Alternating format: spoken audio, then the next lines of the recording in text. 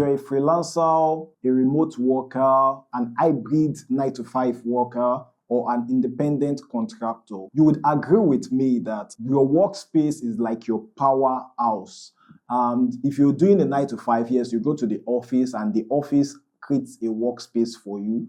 But for freelancers and remote workers or those who do hybrid, sometimes at the office and sometimes at home, your home should have a workstation. It can just be a part of your parlor that you mark as your workspace. Then for some of us, I live in a 3-bedroom flat and one room is dedicated as my home office where I am right now. I also use it as my YouTube studio. Another option that is actually very common these days is workspace. Those are the commercial workspace that you can go to work. I've tried out every other form of workspace, maybe from having maybe like a part of my parlor as my dedicated workspace, and to now that I have an office dedicated. I have also gone to my friends' companies to work at their office as my workspace. Then my church also have an office, and some of us are allowed to work there, which is amazing. But today I'll be focusing majorly on paid workspaces, or will I say dedicated workspaces, because some of these workspaces are free. Example of a free workspace are American corners. You can type American corner on Google Maps, so it can show you the nearest American corner to you. Most American corners, did I say most? All American corners workspace are free and they are very beautiful. They are very beautiful. You might even think you are in US already because of the US flag and the aesthetics you would find in there. Now, the workstation I use is just about 2 streets away from me, and I'll be talking about some of the advantages and disadvantages of working in a workstation. Some of them might actually surprise you. So the first thing I observed for me was that the workstation I use has complimentary internet, but their internet is nothing to write home about. But I observed that my own personal MTN internet, I use MTN subscription 1 terabyte. I observed that my MTN subscription was faster at the workspace than it is in my home. Then sometimes I might edit a video for 2 days and it's about the deadline, maybe like 2 hours to the deadline, and I'm trying to upload the work I have completed, and the network is very slow. So sometimes I drive out and stay in the car while the upload happens. So now that I know that the workstation has a better internet speed for my network, I would just go to the workstation and stay there and be more comfortable. So the second thing for me is that the change of environment sometimes can be very therapeutic for us. Sometimes when you think you are having burnout, you are not having burnout. For me, all through last week and upper week, I have crazy deadlines to meet and I don't feel like working in my workstation. It's not that I don't feel like working.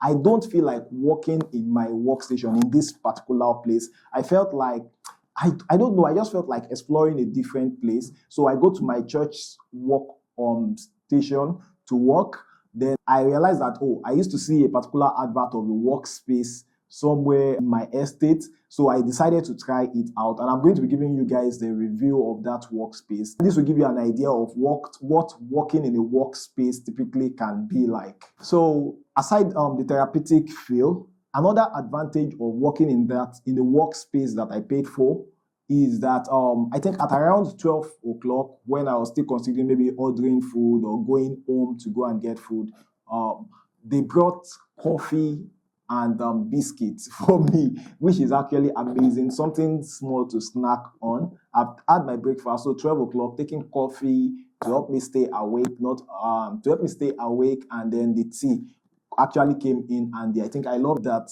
You might not get that from free workstations, but for paid workstations, some of them might have complimentary services. You might want to look that up. Then the workstation I used even had some games like Scrabble, Monopoly, chess, and the rest, just in case you're tired and you want to take a break to play maybe a game.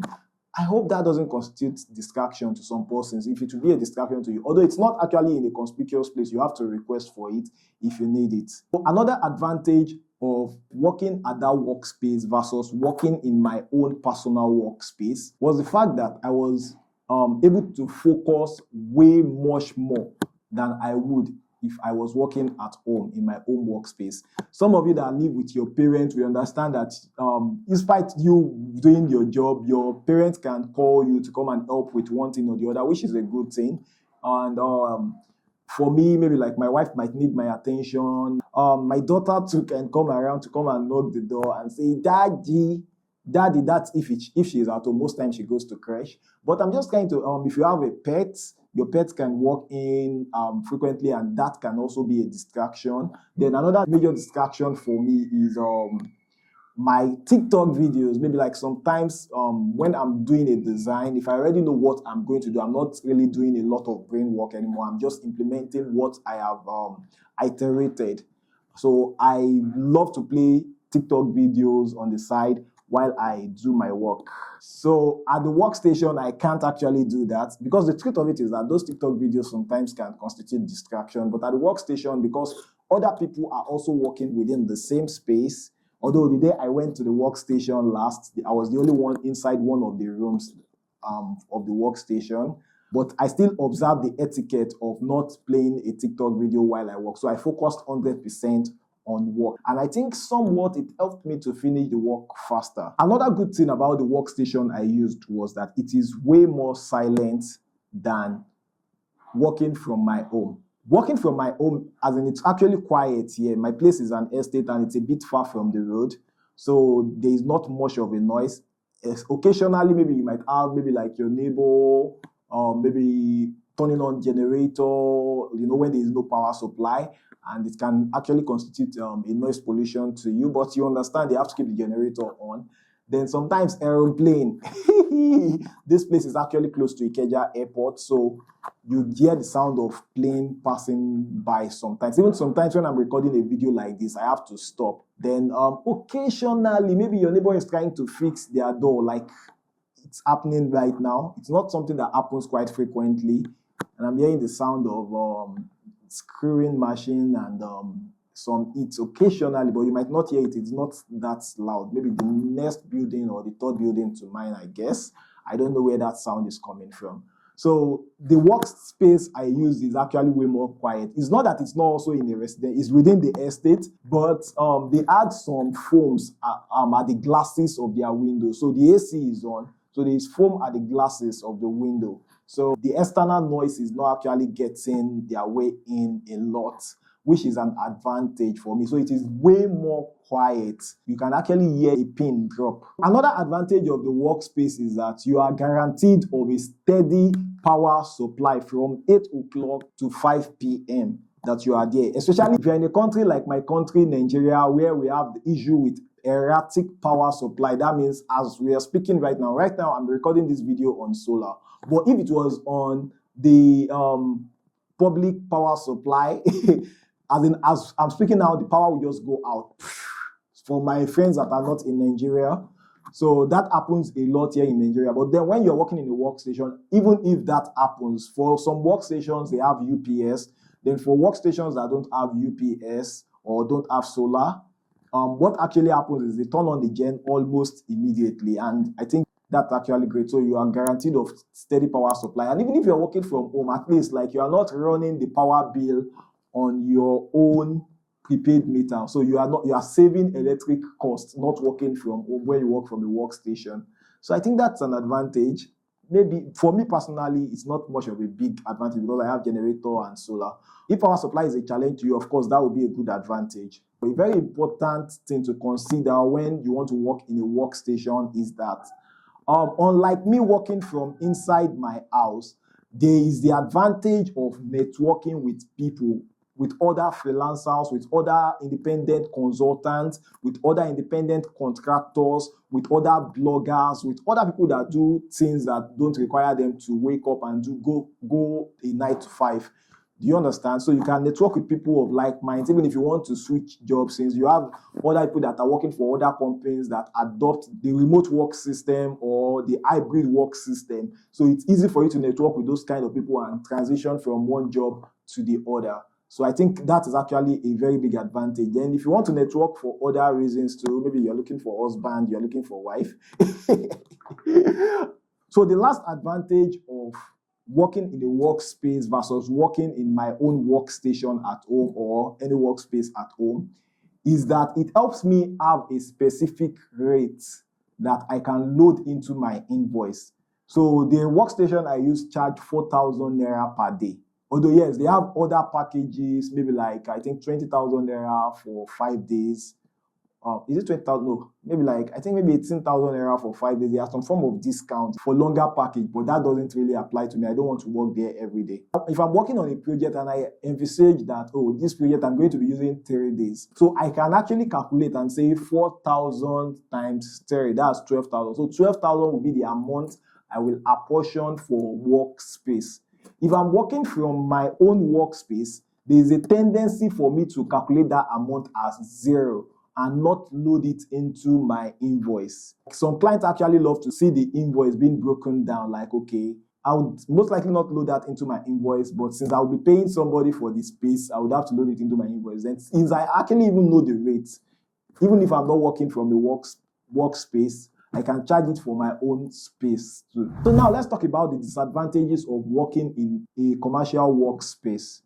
The first one is that it is very expensive. Some workspaces can charge you as high as 5,000 naira, 10,000 naira per day. I have only seen one workspace charge 10,000. I think the highest I've seen before now is 5,000. And the one I used myself that I actually experienced was 4,000 naira. They said they charged 2,000 naira until about 2 months ago, which is what I actually saw on their banner when I went there. So it's quite expensive. You know, if I decide to work from my home here, it's actually free for me. But is it really free? Because I would actually incur electricity costs. I can use their internet if I'm not doing anything heavy, maybe like downloading a video, uploading a video, or doing anything that requires active and strong, fast internet. If I'm just working with Microsoft Word, yes, I can use their internet, which should actually save me internet cost. I use their electricity, which saves me electricity cost. For example, if I want to work from 8 to 5 and I have to use my own generator, I would have to like fuel the generator, and 4,000 naira fuel cannot run my gen from 8 o'clock to 5 p.m. I'm just saying this so that you can factor it into your own equations and see if working in a workstation is actually profitable for you, if you can work in a workstation every day, or once in a while when you have a project that demands that degree of concentration. Another disadvantage of a commercial workspace for me personally and for every freelancer, independent contractor, remote worker, hybrid worker that actually makes content too. You cannot record videos readily in a workspace. Yes, they have a conference room in the workspace that I used, but the conference room is almost never empty. Like, when I say almost never empty, I didn't experience it for too many times. So the times I went there, there's at least one person or two persons in the conference room. That's where you can actually talk, record a video, and nobody would question you. Then if other people are having meetings or conferences, they would actually interject with yours, which is actually not the best. So if you are somebody who jump on meetings a lot, I don't think a workspace is the perfect place though. And it depends on you. If it's something you can maybe like take a walk outside, I don't know. That is just one big disadvantage of the workspace I see. Because for me, sometimes when I send Upwork proposals, my typical call to action is always that, let's jump on a meeting to discuss this project further.